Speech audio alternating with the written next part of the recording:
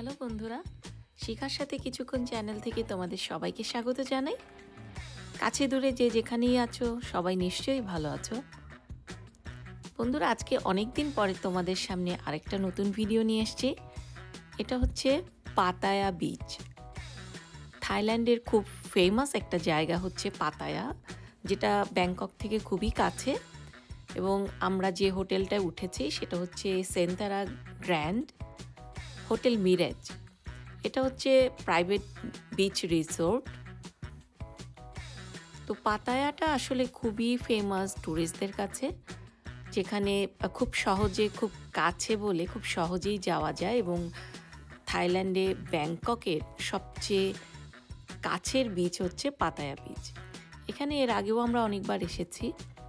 তো আজকে আমরা এসেছি আমাদের কিছু বন্ধুদের সাথে।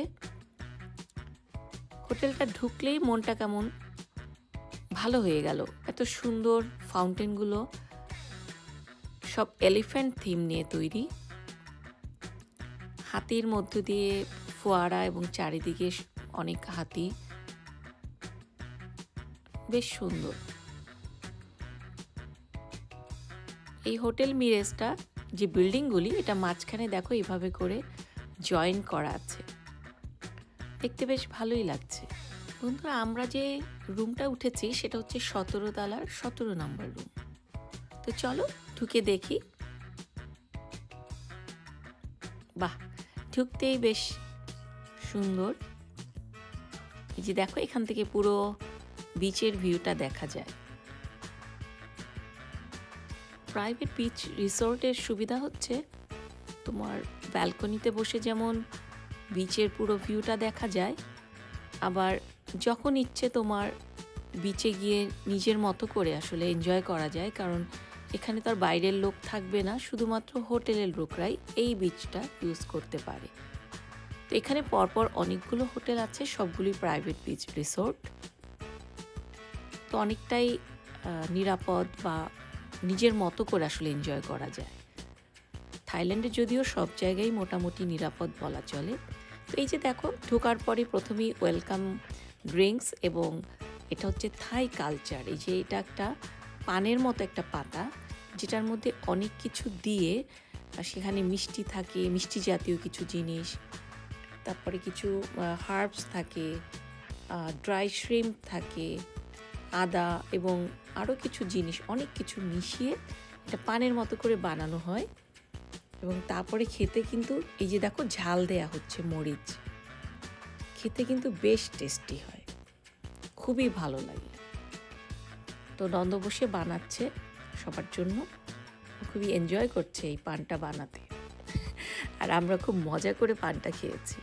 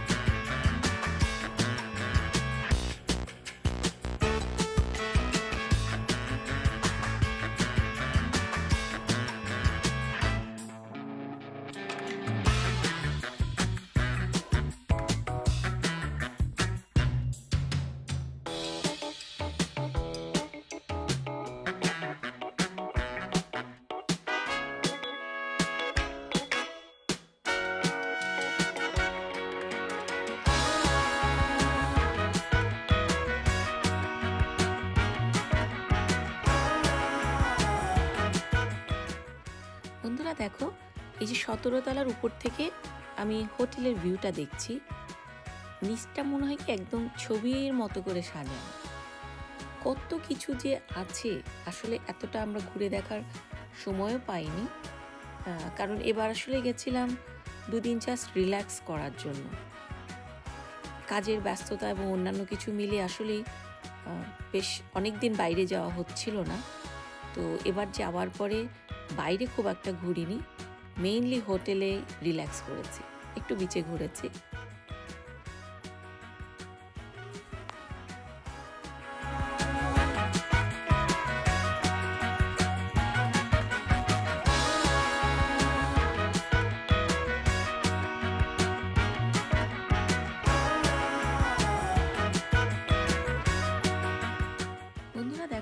পাতায়াতে সানসেট দেখা যায়। থাইল্যান্ডের অনেক জায়গায় আমি সানসেট দেখেছি, কিন্তু এত সুন্দর পাতায়ার মতো সূর্যাস্ত আসলেই আমি কোথাও দেখিনি। এখানে দেখো ডিনারের প্রিপারেশন চলছে, বুফে। তো আমরা একটু ঘুরে ঘুরে কিছু জিনিস তুলেছি, যেটা হচ্ছে পাদ থাই, থাইল্যান্ডের খুবই ফেমাস এক ধরনের নুডলসের মতন। এটাকে সাধারণত চিংড়ি মাছ দিয়ে এবং ডিম দিয়ে বানানো হয়, খুবই টেস্টি হয়। অনেক রকমের খাওয়া এখানে সাজিয়ে রাখা হয়েছে। আর ভেতরেও এটা হচ্ছে বাইরের আর কি স্ন্যাক্স টাইপের, আর ভেতরে অন্যান্য আইটেমগুলো আছে।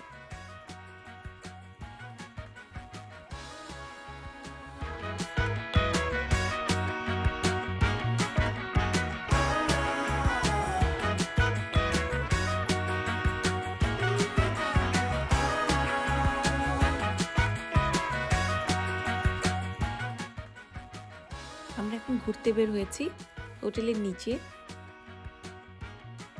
অনেক সুন্দর জায়গাটা। দেখো এখানে বেশিরভাগ জায়গাগুলোই ছোট ছোট পুলের মতন, বিশেষ করে হ্যাঙ্গিং পুল বেশিরভাগই দড়ির দিয়ে যেগুলো বানানো। আমার একটু ভয় ভয়ই লাগে, কারণ এমনিতে ভয়ের কিছু নেই, কিন্তু ওটা ওঠার পরে মাঝখানে যাওয়ার পর আসলে দুলতে থাকে একটু, তো ওটা একটু ভয় লাগে আমার। আসলে বেশ মজারই, যারা এগুলো পছন্দ করে তাদের কাছে এটা খুবই ইন্টারেস্টিং। বন্ধুরা, এই যে হাতির স্ট্যাচুগুলো দেখছো, এখানে তো ফোয়ারা আছে এবং এটা বিভিন্ন কালার চেঞ্জ হচ্ছে। সন্ধ্যার পরে আমরা যখন নামলাম তখন দেখছি এখানে বেশ কালারফুল, অনেক রকম লাইটিং হচ্ছে, আর মাঝখানে একটু পরপরই ফোয়ারার থেকে জল বেরোচ্ছে।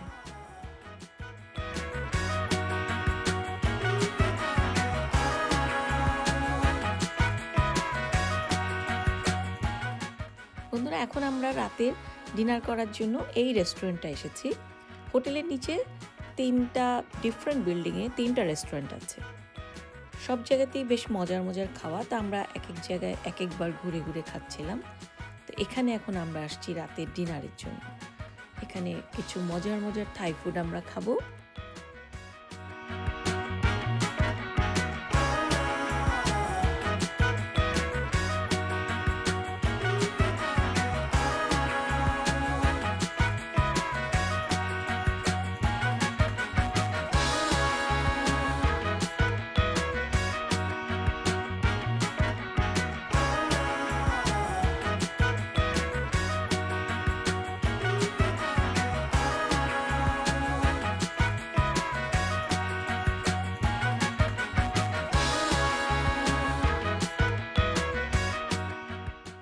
এই যে দেখো বন্ধুরা, আমি যেহেতু ভয় পাই তাই আমাকে তারা দেখাচ্ছে ও কেমন করে দুলে দুলে এটা পার হওয়া যায়। বেশ মজা ওদের কাছে। আরেকটি নতুন সকাল শুরু হলো। সমুদ্রের পাড়ের সকাল একটা অন্যরকম অনুভূতি দেয়, আবার সূর্যাস্ত সেরকমই চমৎকার একটা অনুভূতি নিয়ে আসে। তো আমি তোমাদের উপর থেকে দেখাচ্ছি এই কারণে, উপর থেকে খুব সুন্দর করে পুরো জিনিসটা দেখানো যায়। আর নিচের থেকে তো ঘুরে ঘুরে অনেক কিছু দেখতে হয়, আমরা অনেক কিছু আসলে দেখতেও পারিনি সময়ের কারণে।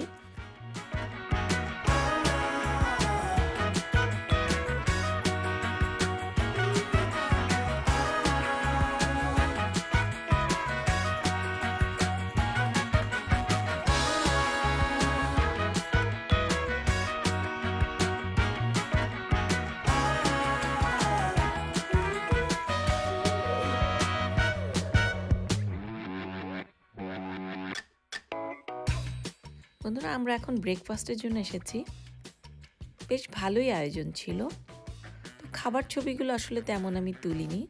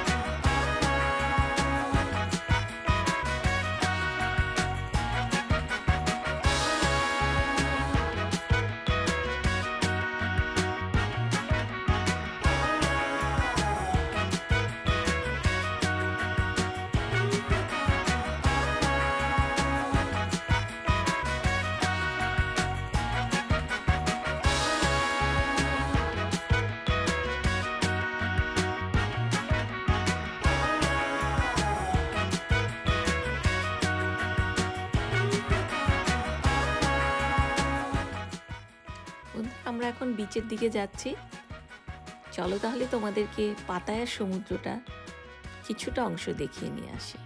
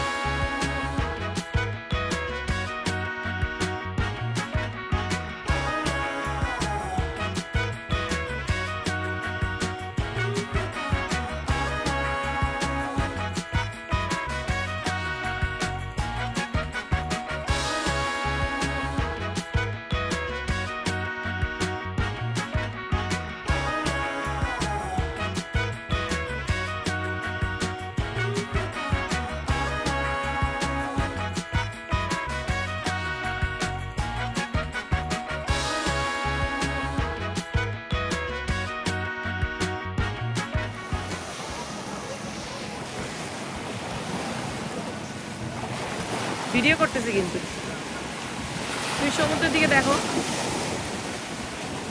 সমুদ্রের দিকে দেখো, ভিডিও করতেছি।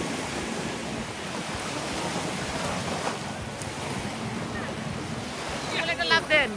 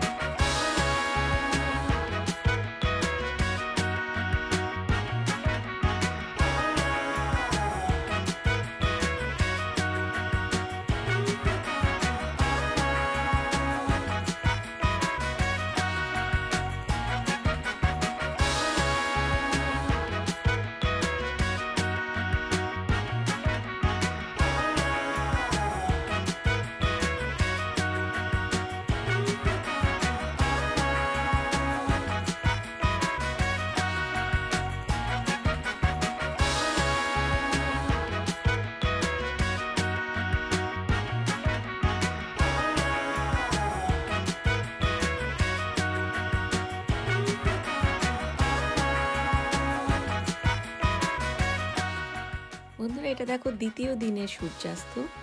আমি যে 2 দিন ছিলাম, আমি 2 দিনই মুগ্ধ হয়ে সূর্যাস্ত দেখেছি। এত সুন্দর সূর্যাস্ত আমি আমার জীবনে এর আগে দেখিনি। কেমন অদ্ভুত একটা অনুভূতি হচ্ছিল যখন সূর্যটা আস্তে আস্তে সেই সাগরের সুদূরে মনে হয় যেন মিলিয়ে যাচ্ছিল।